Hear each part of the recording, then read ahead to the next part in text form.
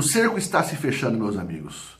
Nos preparemos para grandes emoções e fiquemos atentos. Não nos esqueçamos que devemos apoiar o nosso presidente Jair Bolsonaro. E se você tem alguma mágoa, alguma divergência, alguma coisa, tire essa frescura da sua cabeça, porque o negócio é muito mais sério do que você pode imaginar. 2 de maio, sábado, um dia depois do feriado, Sérgio Moro vai ser ouvido por um cara chamado Igor de Paula. Guarde bem esse nome, Igor de Paula. Celso de Mello, ministro do STF, tinha dado 60 dias, um prazo bem rápido para ele ser ouvido, né? A pedido do Augusto Aras. O inquérito foi aberto pelo Augusto Aras, mas com uma pegada mais de colocar o Sérgio Moro numa situação de como quem faz falsas acusações ao presidente da República. E o problema, meus amigos, que o sistema é difícil. O sistema é bruto, meus amigos. E a Constituição, ela é toda feita, como eu gosto de dizer aqui nos vídeos, ela é feita por comunistas. E ela é desenhada de uma maneira que, se você chegar lá como uma pessoa honesta, como é o nosso presidente, não quer dizer que nós vamos conseguir vencer. Nós vamos ter que vencer os nossos adversários e vencer as regras do jogo. Pois bem, deu 60 dias para que o Sérgio Moro fosse ouvido. 3 deputados da oposição vai lá, aperta e ele diminui isso para 5 dias. 5 dias, um dia após o feriado, num sábado. Processo de impeachment de Rodrigo Maia, Renan Calheiros, tantas coisas que ficam parados anos lá. Mas não.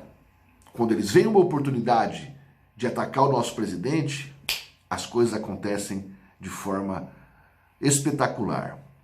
Não que eu seja contra a velocidade de investigações ou qualquer coisa nesse sentido, mas eu acho que tem que ser para todos. Mesmo porque nesse caso do Bolsonaro, meus amigos, o problema não é o que o Bolsonaro fez ou deixou de fazer. O problema é como será investigado, como será julgado, principalmente. Pois bem, este 1º de maio foi marcado, inclusive, por um evento da oposição. Dá uma olhadinha no que aconteceu no 1º de maio. Temos então aqui no 1º de maio uma live pró-trabalhadores, onde teve Lula, Fernando Henrique Cardoso, Ciro Gomes e Roger Waters.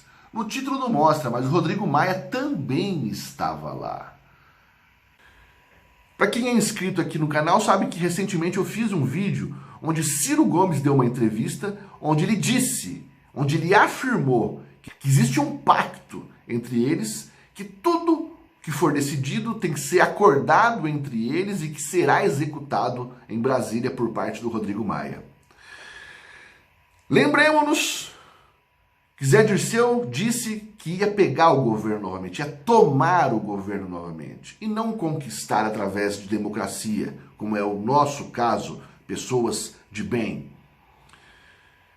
Com tudo o que aconteceu, nós temos hoje Zé Dirceu livre, temos Lula livre, temos Ciro Gomes dando declarações como essa a respeito de Rodrigo Maia, temos as atitudes de Rodrigo Maia e Alcolumbre lá em Brasília, e além disso, meus amigos, nós estamos presenciando uma aproximação que para muitos seria inacreditável, do PSDB com o PT. Dória e Lula trocando rasgação de seda entre os dois. Pois é, meus amigos, tudo é válido quando o inimigo é forte. O inimigo deles é Bolsonaro e o povo. Então eles precisam detonar Bolsonaro, precisam detonar a família de Bolsonaro e precisam detonar a gente, o povo. E é aí que eu vou falar para vocês. Com tudo isso acontecendo, meus amigos, nós temos então uma situação na qual, por conta dessa celeridade para se ouvir o Sérgio Moro, o PGR simplesmente foi descartado. Quem que vai ouvir amanhã Sérgio Moro? É o Igor de Paula, meus amigos. O Igor de Paula é um amigo do Sérgio Moro. Igor de Paula é um cara que foi escolhido por Sérgio Moro para vir de Curitiba e fazer parte da Polícia Federal. Então Bolsonaro e Sérgio Moro entraram em rota de colisão quando Bolsonaro queria colocar no lugar do Valeixo, que tinha pedido para sair da chefia da Polícia Federal, ele quis colocar o Ramagem. Nisso, Sérgio Moro tentou colocar os seus homens de confiança, que foram trazidos com ele de Curitiba. Então tem o Mickey Rossetti, tem o Igor de Paula, mas eu quero contar para vocês uma coisinha de uma matéria de alguns anos atrás. Temos essa matéria aqui, meus amigos, da Globo, tá? De 2016, setembro de 2016. Comissão de Ética vai apurar conduta do ministro que falou sobre Lava Jato. Alexandre de Moraes, na época, ministro da Justiça, né, terá 10 dias para explicar declaração polêmica. O processo foi aberto a pedido dos líderes do PT na Câmara do Senado. O que aconteceu? Dá uma olhadinha aqui, meus amigos. No último domingo, dia 25, ao participar do evento político em Ribeirão Preto, Moraes disse a integrantes do Movimento Brasil Limpo que eles poderiam ficar tranquilos porque haveria mais Lava Jato nessa semana. Palavras do Alexandre de Moraes, então ministro da Justiça. Pode ficar sossegado, tanto que falam, em quinta teve, sexta teve outra, essa semana vai ter mais, podem ficar tranquilos, vocês vão ver. Quando vocês virem essa semana, vão lembrar de mim, disse o ministro da Justiça em Ribeirão Preto aos integrantes do movimento. Então o que acontece, meus amigos? No dia seguinte, como diz aí o texto, a Polícia Federal deflagrou a 35ª fase da operação, na qual foi preso o ex-ministro da Fazenda e Casa Civil, Palocci. O petista que tinha base em Ribeirão Preto, cidade onde Alexandre de Moraes anunciou que haveria a nova operação da então Operação Lava Jato. Então o que acontece é o seguinte, aqui fica claro que naquela época o então ministro Alexandre de Moraes tinha informações privilegiadas da Polícia Federal e colocou a Polícia Federal numa situação delicada. Aí a gente clica aqui, ó, que a Polícia Federal divulgou uma nota, entendeu? Dizendo que não passou nada para ele. Vamos ver quem que divulgou essa nota? Então aqui eu não vou ler a matéria com vocês, só vou chegar no nome aqui, tá, meus amigos? Você vê aqui que eu cliquei na matéria, né? E a Polícia Federal teve que justificar que o ministro da Justiça não é avisado previamente sobre as operações. Então, ó, vamos aqui, deixa eu procurar onde está o nome aqui. Aqui, meus amigos, debaixo da minha imagem aqui, ó. Na nota divulgada nesta segunda, lida pelo delegado Igor de Paula, na coletiva de imprensa sobre a prisão de Palocci, a PF ressaltou que as informações ficam restritas às pessoas diretamente envolvidas na operação. Que interessante, né, meus amigos? O que o Alexandre de Moraes alega a respeito do Bolsonaro é que Bolsonaro não poderia ter informações como presidente da República e nem mesmo indicar o chefe da Polícia Federal, quando tempos atrás ele, como ministro da Justiça, tinha acessos a tudo o que acontecia na Operação Lava Jato, em todo quanto é tipo de investigação, e ainda se dava ao luxo, por ego, ou sabe-se lá qual a razão, de soltar essas informações sem responsabilidade alguma, por antecipação. Pois bem, meus amigos, a questão é o seguinte, Sérgio Moro será ouvido por Igor de Paula. Diante disso, o que pode acontecer? Tem um ponto que poucos estão falando, meus amigos. Diante disso, diante dessas declarações que Sérgio Moro vai dar junto ao Igor de Paula, certamente ele vai colocar alguma coisa relacionada a fake news, os chamados gabinetes de ódio, todas essas coisas, toda essa narrativa criada pela esquerda, porque eles não conseguem criar nada de palpável contra o Bolsonaro. Então o que querem? Como eu falei para vocês no início do vídeo, Bolsonaro tem o povo e a sua família a seu lado. Então o que a oposição precisa fazer é destruir a sua família e destruir o povo. Então uma forma de você fazer isso é você cortar o elo de ligação dos influencers digitais, dos seus deputados, junto ao povo. Uma CPMI das fake news cabe muito bem nisso daqui. E a narrativa do Sérgio Moro já está sendo essa. Se ele conseguir incluir nisso, já que nem o PGR vai estar participando, não ouviu nada, pularam etapas. Então o que pode acontecer depois disso, meus amigos? O Ministério Público Federal pode pedir autorização para a Câmara para processar Jair Bolsonaro. Autorizando, pede para o STF. Autorizando, não precisa entrar em processo de impeachment imediatamente. Ele pode ser afastado facilmente por 180 dias, meus amigos. 180 dias. Meus amigos, em que momento que isso acontece? Isso acontece no momento onde o globo terrestre vive aí a questão do vírus chinês. Nós temos hoje, estou gravando no 1º de maio, um evento com o Fernando Henrique Cardoso, com Lula, com Ciro Gomes, com Rodrigo Maia. Eles estão juntos, Fernando Henrique Cardoso já até declarou que o ideal seria afastar Bolsonaro, seria marginalizar, nem que não fosse para passar por um processo de impeachment, fazendo com que a nossa nação tivesse um parlamentarismo branco, onde quem manda é Rodrigo Maia e Alcolumbre. Rodrigo Maia foi recentemente para a Espanha, junto ali com integrantes do Foro de São Paulo, falar sobre parlamentarismo. Os governadores se unem ao parlamento, temos Dória, temos Witzel, assim como muitos outros, que declaram quarentena, prendem o povo dentro de casa, se saírem são algemados e levados à prisão, sem dizer que muitos criminosos estão sendo soltos com a mesma justificativa, que é para sair da prisão por conta do coronavírus, mas o cidadão comum que vai na padaria pode ser preso e vai para a prisão estar sujeito ao coronavírus, sem crime algum. A receita de cada estado deixa de existir praticamente, só que é compensada com recursos do governo federal aprovado por Rodrigo Maia. Tudo isso causa um cenário onde eles conseguem justificar de forma legal, colocar todo mundo dentro de casa, colocando barreiras entre cidades, colocando o povo numa situação que não pode se manifestar. Ao mesmo tempo que Bolsonaro pode cair. Entendem? Ao mesmo tempo, Bolsonaro correndo o risco de cair e os seus apoiadores não podendo sair de casa. E agora, meus amigos? E agora?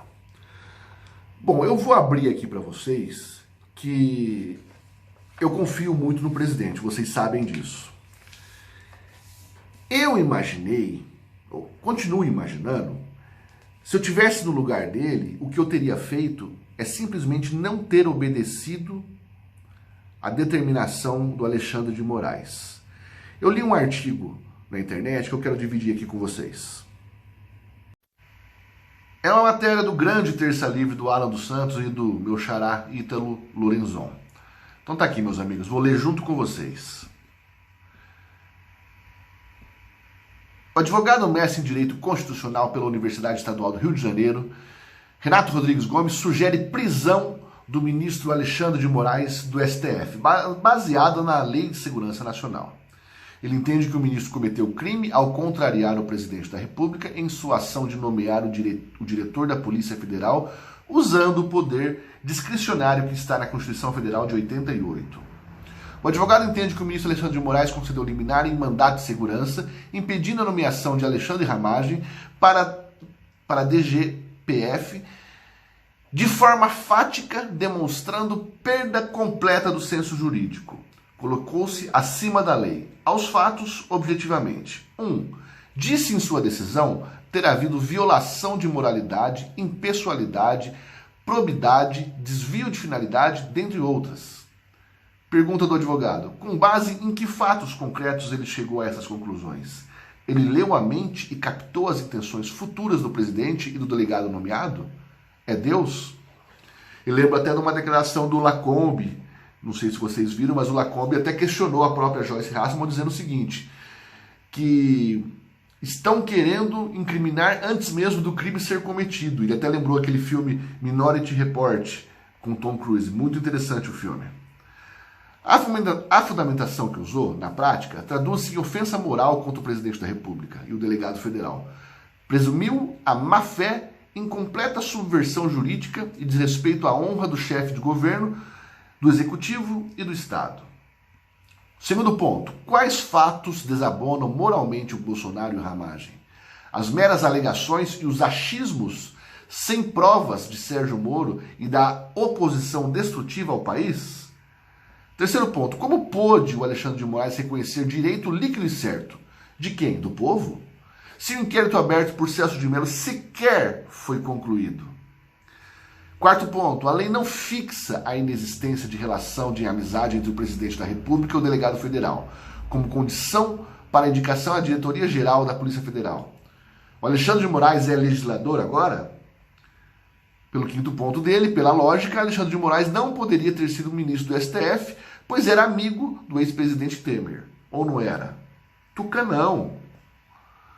Fazendo analogia no sexto ponto, ele dizendo, fazendo analogia com o caso de Lula, que estava preso, é um atentado à inteligência mediana. No caso de Cristiano Brasil, também houve invasão do STF na competência do Temer. Juridicamente, nada impedia a posse de Cristiane. Moralidade, cada um preenche o conteúdo desse princípio como a política e ideologicamente lhe interessa. O que eu acho que o Bolsonaro deveria ter feito é simplesmente não ter respeitado. Colocado o Ramagem lá e vamos ver o que dá. Mas Bolsonaro, até onde a gente se encontra hoje, alguns atos dele eu tive alguma discordância e na grande maioria das vezes ele mostrou estar certo. E uma das características, uma das boas características que vem se revelando no nosso presidente, meus amigos, é a calma e a inteligência de agir no momento certo. A gente que está aqui de fora, na torcida, na ansiedade, a gente tem, é normal que a gente tenha naturalmente um ímpeto de querer fazer as coisas, de tomar as decisões de forma rápida, imediata.